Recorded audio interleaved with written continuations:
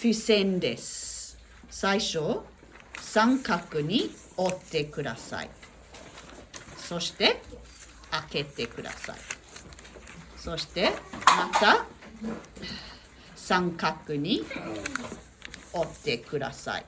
そして開けてください。そしてこうやって折ってください。素晴らしい。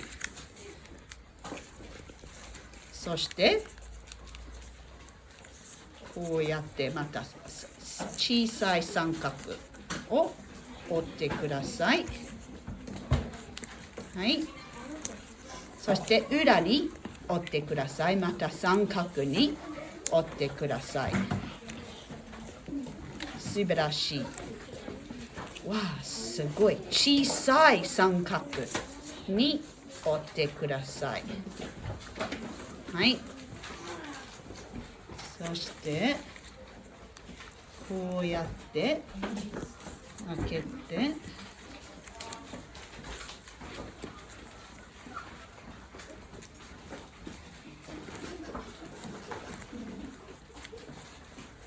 素晴らしい。すごい。これはすごく大きいチャレンジです。大きいチャレンジですね。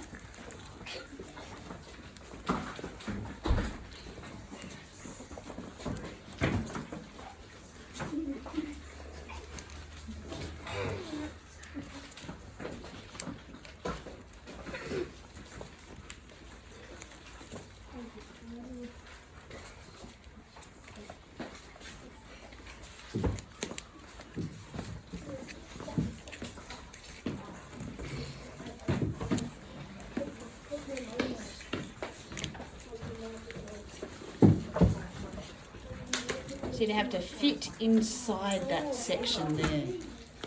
Push them into where the hole's been made. This is an origami balloon. 大きいチャレンジですね。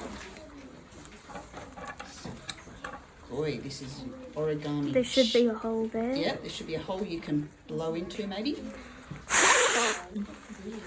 Wait, it does blow up. Yeah. Oh, there we go.